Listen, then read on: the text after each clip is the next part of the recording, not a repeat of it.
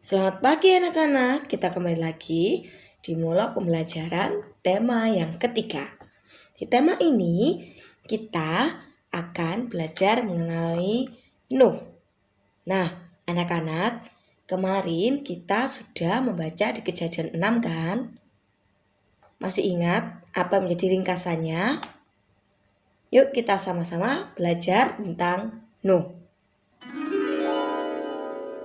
Nuh, Kejadian 6, Kejadian 7, Kejadian 8, dan Kejadian 9 ayat 1-17.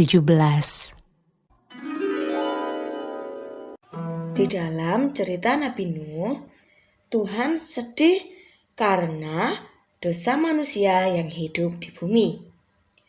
Lalu Tuhan menghukum manusia yang berdosa dengan air bah yang menutupi seluruh bumi. Tetapi Nuh mendapatkan kasih karunia dalam pandangan Tuhan, sehingga Nuh dan keluarganya diselamatkan dari air bah tersebut. Nuh membuat sebuah perahu yang amat besar, persis seperti rancangan yang Tuhan perintahkan. Tuhan menyuruh Nuh mengambil sepasang jantan dan betina untuk setiap jenis binatang dan memasukkannya ke dalam bahtera raksasa itu.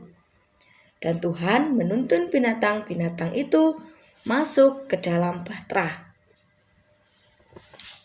Lalu hujan turun selama 40 hari dan 40 malam.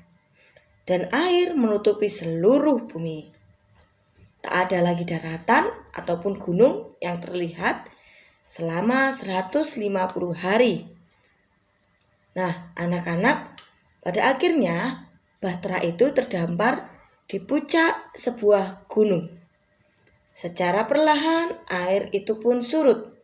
Dan akhirnya Nuh, keluarganya, dan semua binatang itu keluar meninggalkan bahtera tersebut.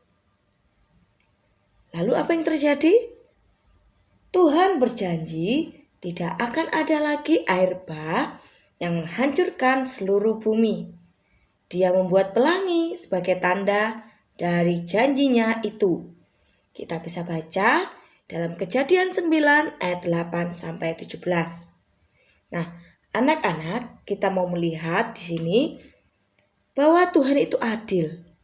Ini berarti bahwa Tuhan harus menghukum dosa-dosa manusia tersebut.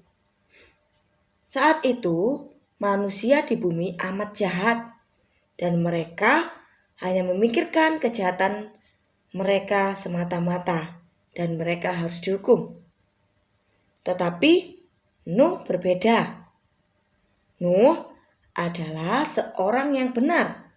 Ia melakukan apa yang benar dan Tuhan berkenan kepadanya. Karena belas kasihan Tuhan, Tuhan memilih untuk melindungi Nuh dan keluarganya dari air bah tersebut. Pada saat itu, Nuh juga taat kepada Tuhan saat Tuhan menyuruhnya untuk membuat sebuah bahtera.